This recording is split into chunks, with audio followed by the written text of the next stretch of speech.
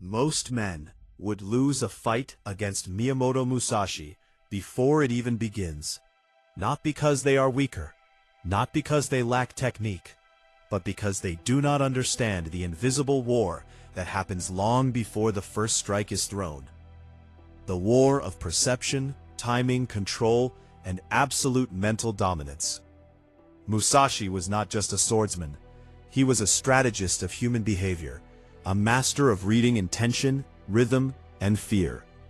The undefeated samurai, who survived more than 60 duels, understood something that modern men ignore completely: that a fight is not chaos.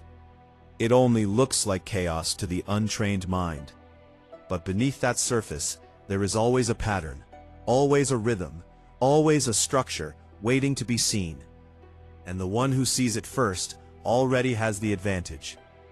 First teaching: perceive the rhythm.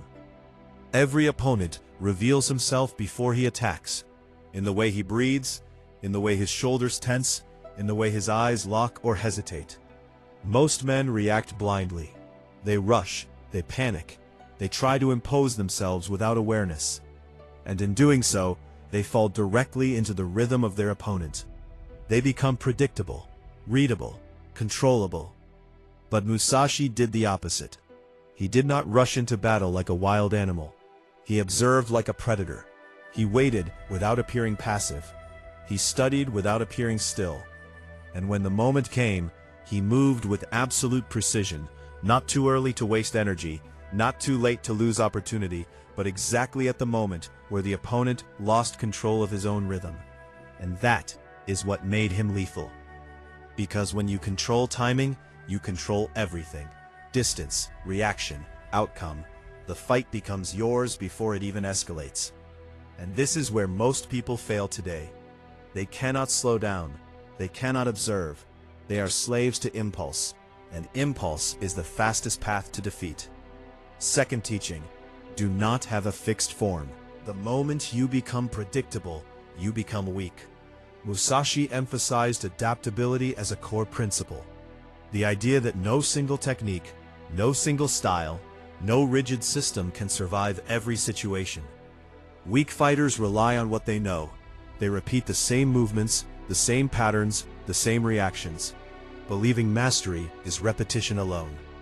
But repetition without awareness creates habits, and habits create predictability.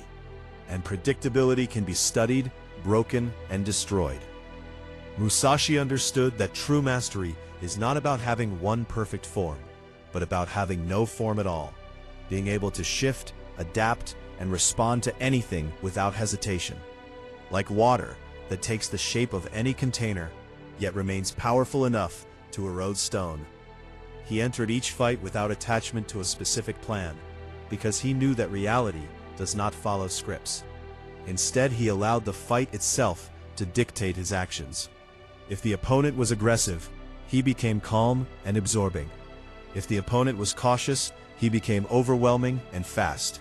He was never static, never locked into one way of moving or thinking, and that made him impossible to read, impossible to predict, impossible to counter. And this principle goes far beyond combat, because in life the rigid mind breaks under pressure, while the adaptive mind survives and dominates. Third teaching: win before the fight begins. Musashi believed that the outcome of a battle is decided long before swords ever clash. It is decided in the mind, in the emotional state, in the certainty or doubt that each man carries into the encounter. Most people walk into conflict already defeated, filled with hesitation, overthinking, fear of pain, fear of loss, fear of failure, and these internal weaknesses manifest instantly in their posture, their movement, their reaction speed, their decision-making.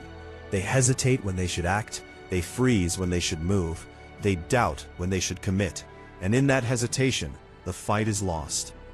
Musashi, on the other hand, entered every duel with absolute certainty, not arrogance, but clarity.